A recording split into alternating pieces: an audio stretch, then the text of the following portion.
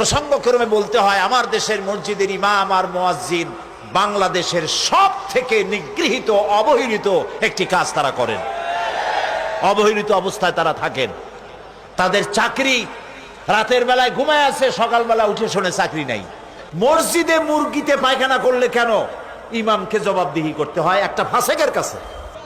এজন্য পার্লামেন্টে আমি মসজিদের ইমাম মুয়াজ্জিনদের সার্ভিস রুলস জারি করার জন্য গভর্নমেন্টের কাছে দাবি করেছি, যাতে করে ফাসেক ফুজ্জারদের হাতে বেতন না থাকে, চাকরিটা তাদের কলমের উপরে না থাকে, সরকারের হাতে আসুক।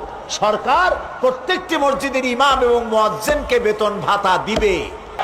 আমি পার্লামেন্টে এই দাবি করার পর সংশ্লিষ্ট মন্ত্রী তিনি দাঁড়িয়ে বললেন, এই পার্লামেন্টের আজকের এই দাবিটা সর্বশ্রেষ্ঠ দাবি বলে আমি মনে করি।